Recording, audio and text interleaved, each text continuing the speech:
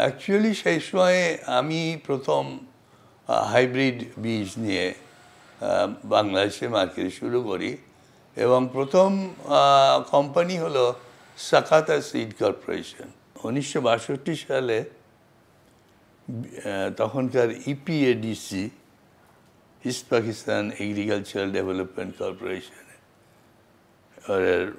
Divisional manager হিসেবে কর্মরত ছিলাম, মানে জয়েন করি। সেই সময় কোয়ালিটি বীজ বলতে হাইব্রিড বীজ বা হাই ইল্ডিং বীজ এটা কিন্তু ছিল না।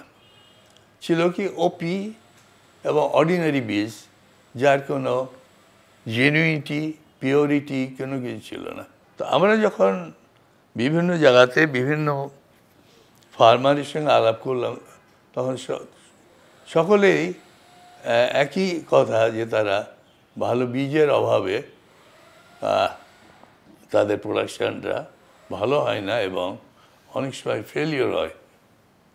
ওই সময় আমার মনের মধ্যে একটা আসলো যে আমি যদি কখনো করতে পারি কোনোভাবে ভালো বীজ, উন্নত মানের বীজ সাপ্লাই দেওয়ার ব্যবস্থা করতে পারি, তাহলে হয়তো এইসব কৃষকরা অনেক লাভবান হবে।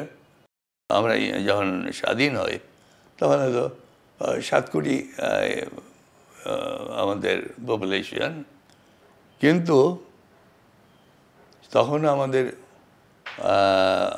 আমদানি করতে হতো, কারণ আমরা হাই কোয়ালিটি, হাই ইল্ডিং বীজ আমরা ইউজ করতাম না, ছিল না। তারপরে আমরা এখানে ইনক্লুড করার পর এইসব বীজের আমদানি তো তাই করতেই হয় নাই, উপরন্ত যে হাই ইল্ড এত হাই হয়েছে যে আজকে আমরা 17-18 কোটি মানে মানুষ একেও ফিড আপ করে আমরা এখনও ধরতে গেলে আমরা এখনো সারপ্লাসে আছি। তাহলে এই যে গ্যাপ অফ পপুলেশন, এই পপুলেশনে ফিড কীভাবে করতে পারলাম?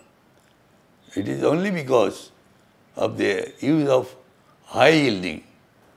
সে সময় যে অ্যাটেম্পটে আমি নিয়েছিলাম, এটা এখন আমি মনে করি যে এটা ইট ওয়াজ এ ভেরি কারেক্ট অ্যাটেম্পট, এবং যে স্টেপটা নিয়েছিলাম তা না হলে হয়তো আজকে আমাদের হাই ইল্ডিং বীজ বা হাই যদি ব্যবহার না হতো, তাহলে আমাদের অনেকেই অভুক্ত হয়ে অবস্থায় মারা যেত।